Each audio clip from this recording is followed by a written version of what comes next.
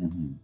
Ahora, todo esto que me contás habla, ¿no?, de una persona que un día decidió cantar y se metió con una guitarrita en la estación de subte, sino que vos tenés una formación detrás, una formación profesional importante. Ponele. Eh, de chico, a mí me gustaban más las artes visuales, dibujar. No me queda ningún dibujo de esas épocas. Según decían en mi casa, dibujaba bien, o que tenían algo mis dibujos, pero bueno, era la opinión de mi familia. Yo vivía en Mar del Plata y la Escuela de Artes Visuales tenía un curso para niños, yo me había anotado, y cuando terminaba séptimo grado se acababa. Y para empezar a estudiar en la Malarro, que se llamaba así, era después de tercer año aprobado. Y yo tenía 13 años y digo, quiero hacer algo. En esa época teníamos colegio de jornada simple, no es como ahora. Las madres estaban en su casa, entonces los chicos no tenían que estar todo el día en el colegio porque los dos padres trabajaban. Todos hacíamos jornada simple. Y mi hermano mayor estudiaba en el Conservatorio de Música, guitarrista. Y mi mamá dice, ¿no querés estudiar música como tu hermano y guitarra? No, la verdad que... ¿Qué otros instrumentos hay? Entonces me llevó a ver el cuarteto de cuerdas, el quinteto de vientos, la orquesta sinfónica. Por suerte, mi madre, pese a tener solamente primaria y ser modista, era una persona muy culta. Y cuando vi el quinteto de vientos y escuché el fagot, ¡ay, sí me gusta! Y empecé en el conservatorio a estudiar fagot. Ahí empecé mi formación musical a los 12 años en el Conservatorio Provincial de Música Luis Llanera de Mar del Plata. Y en algún momento encontraste tu voz, no tu voz como herramienta para hablar, sino como instrumento, para cantar, para generar música. ¿Cómo fue ese descubrimiento dentro tuyo? Fue aleatorio, pero también por hechos que te voy a contar, vas a ver que es... Yo cuando tomé conciencia de eso fue mucho después y fue muy fuerte.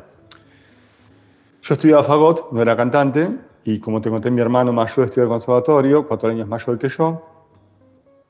Y un día me dice, che, Gustavo, ¿tenés ganas de cantar? El profesor de armonía de él, no de coro, de armonía, un gran director marplatense, Horacio Lanzi, gran músico, gran director.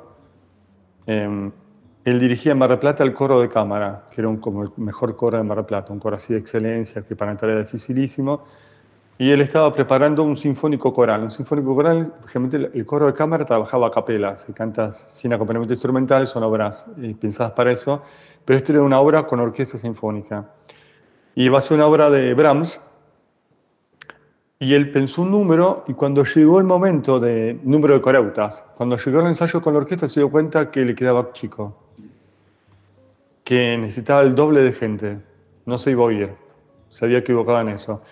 El tema es que en la mayoría de los coreutas en Mar del Plata, que cantan muy lindo, no tienen formación musical, no saben leer música. Entonces aprenden de oído y eso lleva un tiempo de ensayo, de aprendizaje. Y él ya no lo tenía. Faltaba poco para el concierto, entonces lo que se le ocurrió es buscar en el conservatorio gente que leyese música y a veces había gente con buena voz para cantar. Y mi hermano me dice, ¿no querés? Bueno, rendí la prueba, entré y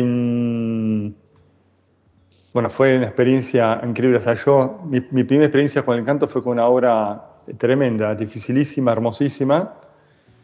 Y después, cuando eso se acabó, porque la obra se cantó una vez y nada más, había un compañero mío del conservatorio que era del coro de cámara y también del coro juvenil universitario. Me dice, ¿no querés entrar al coro universitario? Fui un día a ver el coro y en ese momento, que eran como 50, entré por las minas, básicamente por la cantidad de chicas hermosas que había en ese momento del coro. Y entré al coro porque me gustó cantar, pero sobre todo para conocer mujeres. Eh, ¿Por qué te decía lo loco? Después empecé a estudiar clases de canto para que no me rajaran del coro. Y al final dejé el fagot por el canto. Es como que el canto es tan fuerte que el fagot me apretaba la garganta. El fagot es un instrumento de viento, es bellísimo, pero no se puede cantar y tocar el fagot al paso. Y al final la vida me llevó hacia el canto. Y lo loco es que la obra esta de Brahms se llama Schicksalslied, es el canto del destino. El destino fue cantar. Sí, es como cuando yo de más grande digo, qué loco. La primera obra que canté era el canto del destino y cambió mi destino.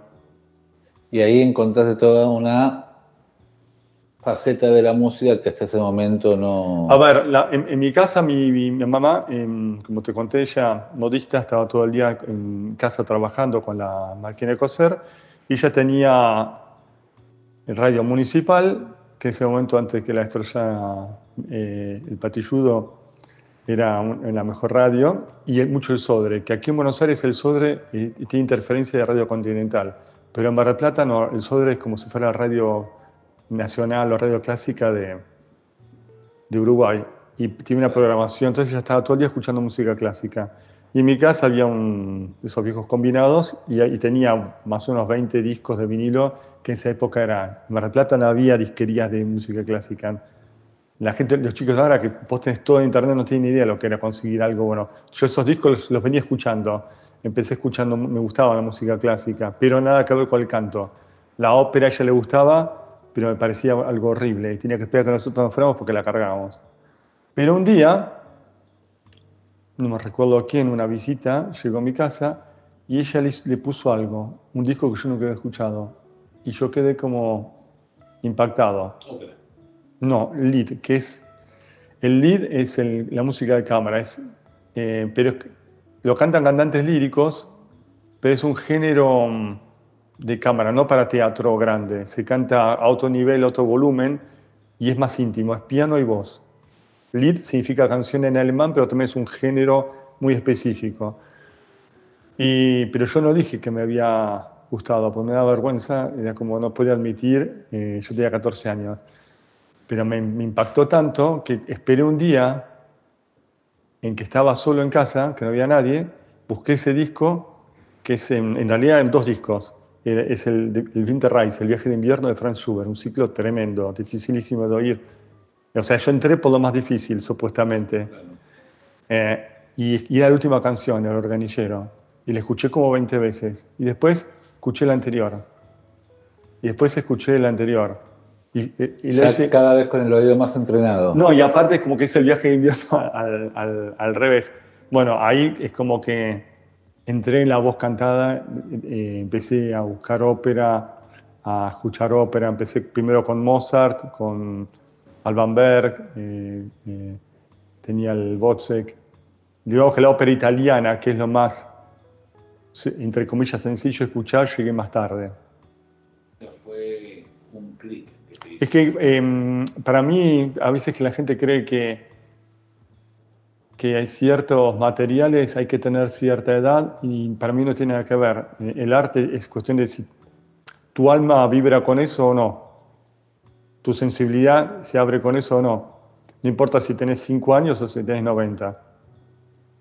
No es que el tango te guste de grande.